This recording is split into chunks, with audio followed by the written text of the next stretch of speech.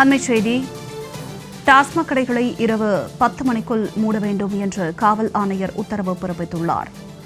FL1 எனப்படும் டாஸ்மாக் கடைகள் மற்றும் எலைட் டாஸ்மாக் கடைகளை இரவு 10 மணிக்குள்ளாகவே மூட வேண்டும் என்று சென்னை காவல் ஆணையர் உத்தரவு பிறப்பித்துள்ளார். அண்மை தகவலாக பார்த்து வருகிறோம்.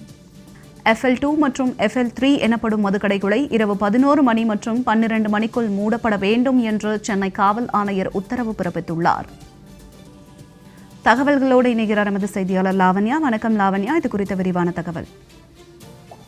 வணக்கம். சென்னை காவல் ஆணையர் அனைத்து காவல்துறைக்கும் மிக முக்கியமான ஒரு உத்தரவை பிறப்பித்திருக்கிறார். அதாவது FL1 என சொல்லக்கூடிய டாஸ்மாக் அண்ட் எலைட் டாஸ்மாக் கடைகள் இரவு 10 மணிக்குள் மூடப்பட வேண்டும் என அந்த உத்தரவில் தெரிவிக்கப்பட்டிருக்கிறது. அதற்கு பிறகாக இருக்கக்கூடிய FL2 மற்றும் FL3 கடைகள் முறையே 11 மணி மற்றும் 12 மணிக்குள் மூடப்பட வேண்டும் என தெரிவிக்கப்பட்டிருக்கிறது.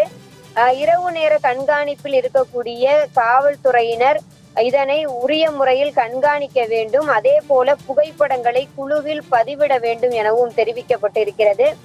FL2 மற்றும் FL3 கடைகள் அனுமதிக்கப்பட்ட இடங்களில் மட்டுமே விற்பனை செய்ய வேண்டும் எனவும், அனுமதிக்கப்பட்ட இடங்கள் மற்றும் நேரத்தை தவிர வேறு எங்கும் விற்பனை செய்யக்கூடாது என்றும், அதே போல லூஸ் சேலிங் எனப்படக்கூடிய அந்த முறைகள் முற்றிலுமாக தடுக்கப்பட வேண்டும். அதாவது கடைகளை தவிர்த்து வேறு யாரும் எந்த ஒரு சந்து கடைகள் முதலான எந்த ஒரு கடைகளிலுமே விற்பனை செய்யக்கூடாது, அதற்கு தடை செய்யப்படுகிறது என தெரிவித்திருக்கிறார்கள். மேலும் இது மாதிரியான விஷயங்களில் ஈடுபடக்கூடிய நபர்களின் மீது காவல்துறையினர் உடனடியாக நடவடிக்கை எடுக்க வேண்டும் எனவும் தெரிவிக்கப்பட்டிருக்கிறது. 90 நாட்களுக்கு மேற்பட்ட கொலை வழக்குகளில் விசாரணைகள் இருக்கக்கூடாது என தெரிவிக்கப்பட்டிருக்கிறது. மேலும் அக்யூஸ்டு நாட் அரெஸ்ட் வழக்குகளிலும் விரைந்து கைது செய்து சார்ஜ் ஷீட் தாக்கல் செய்ய வேண்டும் எனவும் தெரிவிக்கப்பட்டிருக்கிறது. மிக முக்கியமாக போக்சோ வழக்குகளில் எக்காரணம் கொண்டும் 60 நாட்களுக்கு மேல் U1 வைக்க கூடாது என்று தெரிவிக்கப்பட்டிருக்கிறது.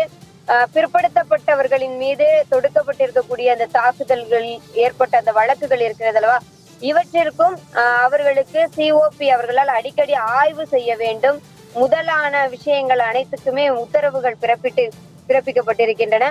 புகார்களின் மீது தாமதமின்றி CSR FIR பதிவு செய்ய வேண்டும் எனவும் தெரிவிக்கப்பட்டிருக்கிறது.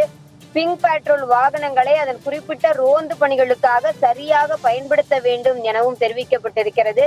காவல் நிலையத்திற்கு வரக்கூடிய பொதுமக்கள் மற்றும் பிற பிரச்சனைகளுக்காக வரக்கூடிய நபர்களை மரியாதையுடன் அணுகி புகார்களை பெற்று உடனடியாக அதிகாரிகளுக்கு தகவல் தெரிவிக்க வேண்டும் எனவும், புகாராளரை அழைக்கழித்தால் கடுமையான நடவடிக்கை எடுக்கப்படும் எனவும் இந்த உத்தரவில் குறிப்பிடப்பட்டிருக்கிறது.